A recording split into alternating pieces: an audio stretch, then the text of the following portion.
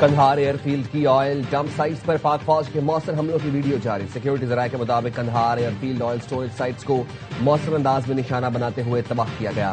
Sites کو افغان طالبان اور دہشت گرد تنظیمیں مذموم کارروائیوں کے لیے استعمال کر رہی تھیں۔ افغان طالبان اور فتنہ الخوارج کے ٹھکانوں کو نشانہ بنایا جا رہا ہے۔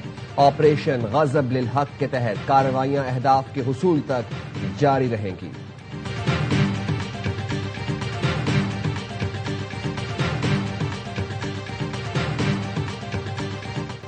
افغان طالبان نے پاکستان کے بہادر عوام کو ہراساں کرنے کے لیے چند ڈرون حملے کیے۔ آئی ایس پی آر کے مطابق ان ڈرونز کو سافٹ اور ہارڈ کل طریقوں کے ذریعے ناکارہ بنا دیا گیا۔ افغان طالبان کے بھیجے گئے ڈرون اپنے ہدف تک نہیں پہنچ سکے۔ ڈرونز کے ملبے سے کوئٹہ میں 2 بچے، کوہاٹ راولپنڈی میں ایک شہری زخمی ہوا۔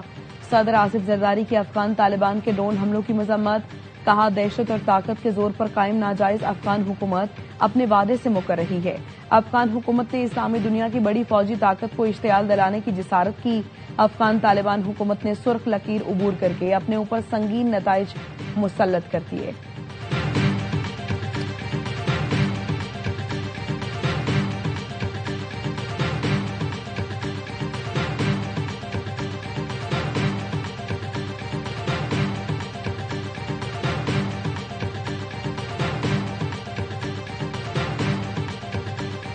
اسرائیلی فورسز کی ایران پر جارحیت جاری، رات بھر تہران میں حملے ہوئے، مختلف مقامات پر آگ لگ گئی۔ صوبہ خوزستان میں اسرائیل کے حملے میں 3 سال کا بچہ شہید۔ ایران میں شہداء کی تعداد 1450 ہو گئی۔ جنوبی تہران میں امریکی ڈرون مار گرایا گیا۔ اسرائیل نے تبریز کا صنعتی علاقہ چھوڑنے کی وارننگ دے دی۔ خاتم الانبیاء ہیڈ کوارٹرز کے ترجمان نے کہا امریکہ اور اسرائیل ناحق بہائے گئے خون کے ایک ایک قطرے کی قیمت ادا کریں گے اور نقصانات کا ازالہ بھی کریں گے۔ امریکی وزیر دفاع کا کہنا ہے ایران پر اب تک 15,000 اہداف کو نشانہ بنا چکے ہیں۔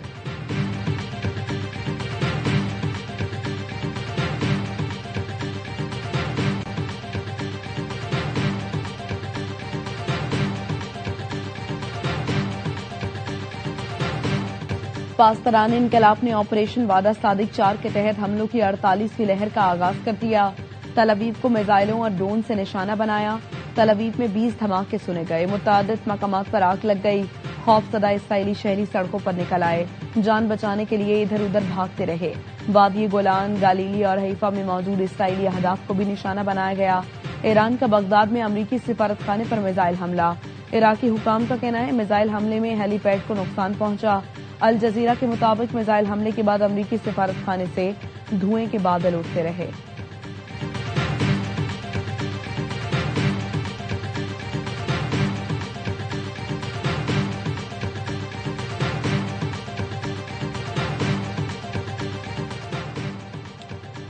ایرانی فوج کے سعودی عرب، کویت، متحدہ عرب امارات اور قطر میں امریکی اڈوں پر حملے۔ متحدہ عرب امارات میں واقع الزفرہ بیس کو نشانہ بنایا گیا۔ دبئی کے مرکز میں ڈرون حملے کو ناکام بنا دیا گیا۔ ڈرون کا ملبہ ایک عمارت پر گرا۔ دوحہ میں بھی رات گئے حملے ہوئے۔ قطری حکومت کا کہنا ہے بیلسٹک میزائل حملوں کا مقابلہ کر رہے ہیں۔ سعودی عرب کے مشرقی علاقے میں ڈرون حملے کیے گئے۔ سعودی وزارت دفاع کا کہنا ہے متعدد ڈرون حملے ناکام بنا دیے گئے۔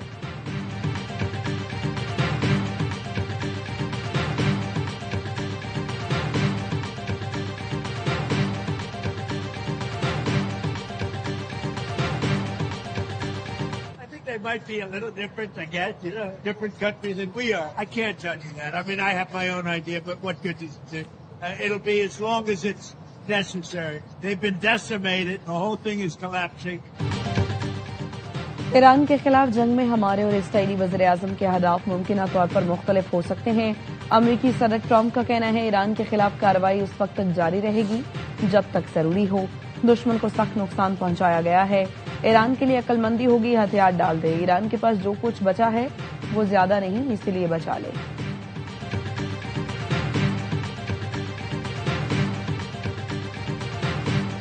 55,101 میٹرک ٹن آئل لے کر جہاز پورٹ قاسم کے فوٹکو آئل ٹرمینل پر لنگر انداز ہو گیا۔ جہاز سے حفاظتی اقدامات کے تحت ڈسچارجنگ کا عمل شروع کر دیا گیا۔ 43,930 میٹرک ٹن آئل لے کر ایک اور جہاز بھی پورٹ قاسم پہنچ گیا۔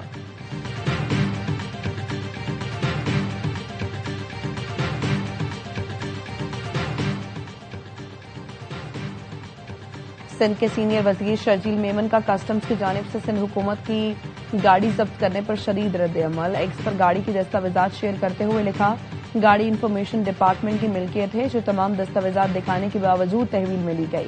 گاڑی کمپنی کے آفیشیل آؤٹ لیٹ سے خریدی گئی تھی.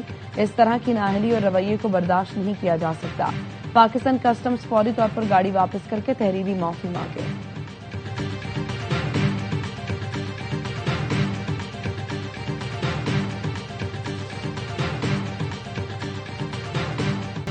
امریکہ کا ایرانی رہنماؤں سے متعلق معلومات پر $1 کروڑ تک کا انعام کا اعلان. امریکی محکمہ خارجہ کا کہنا ہے مشتبہ خامنائی علی لاریجانی کی معلومات دینے والے کو $1 کروڑ دیں گے. ایرانی انٹیلیجنس وزیر اسماعیل خطیب سے متعلق معلومات پر بھی انعام کا اعلان.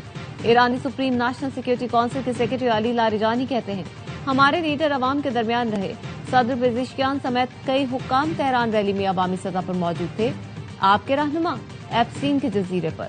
امریکی وزیر جنگ نے دعویٰ کیا تھا ایرانی قیادت بنکروں میں چلی گئی ہے.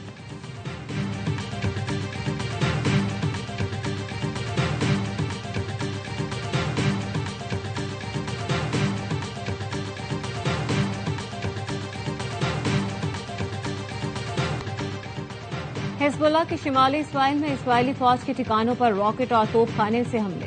ٹیلی گرام پر جاری حزب اللہ کے بیان کے مطابق اسرائیلی شہر صفت کے قریب عین زیتین اڈے پر حملے کیے گئے. سرحدی قصبے بلیدا کے قریب اسرائیلی فوجیوں پر بھی بمباری کی گئی. حزب اللہ کے نائب سربراہ نعیم قاسم نے ٹی وی پہ خطاب میں کہا اسرائیل میدان جنگ میں حیران ہوں گے. ہم طویل جنگ کے لیے تیار ہیں. یہ کوئی محدود یا معمولی جنگ نہیں. مجھے قتل کرنے کی اسرائیلی دھمکیوں کی کوئی حیثیت نہیں.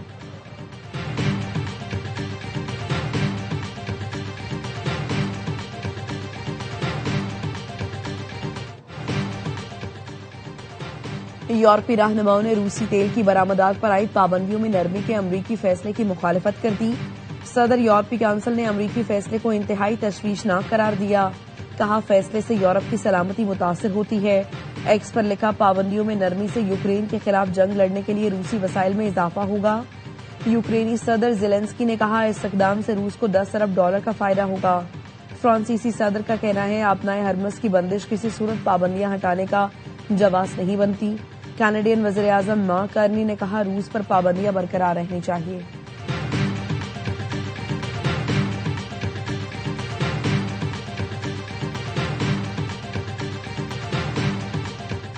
امریکہ روس سے تیل درآمدات ختم کرنے کے لیے بھارت کو دھمکاتا رہا. ایران کے ساتھ 2 ہفتوں کی جنگ کے بعد وائٹ ہاؤس نے موقع بدل لیا. ایرانی وزیر خارجہ عباس عراقچی کا بیان کہا وائٹ ہاؤس اب پوری دنیا سے بھیک مانگ رہا ہے کہ روسی خام تیل خریدے. یورپ کا خیال تھا ایران کے خلاف جنگ کی پشت پناہی کرنے سے امریکی حمایت حاصل ہوگی. امریکی حمایت حاصل کرنے والوں کی صورتحال اس وقت قابل رحم ہے.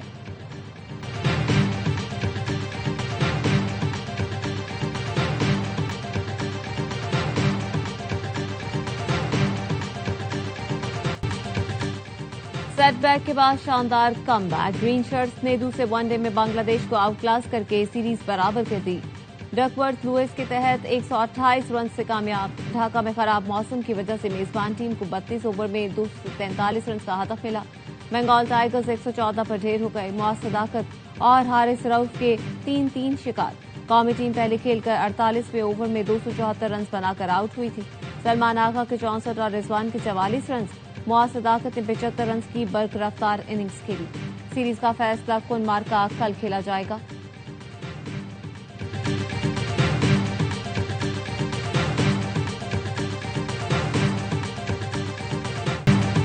معاذ کی اونچی پرواز دوسرے ون ڈے میں سنبھالا محاذ. جیتا پلیئر آف دی میچ کا اعزاز. نوجوان آل راؤنڈر نے بیٹنگ بالنگ دونوں میں دھوم مچا دی. پہلے بلے بازی میں بنگلہ دیش کے چھکے چھڑائے. 5 چھکے 6 چوکے لگائے. 46 گیندوں پر برق رفتار 75 رنز بنائے. پھر بالنگ میں 3 بلے باز ٹھکانے لگائے. ڈیبیو میچ سے پہلے معاذ اپنی جدوجہد کی کہانی سناتے ہوئے آپ دیدہ ہو گئے تھے. بتایا والدہ ہمیشہ کہتی تھی برے دن ہمیشہ نہیں رہتے, اچھے دن آئیں گے.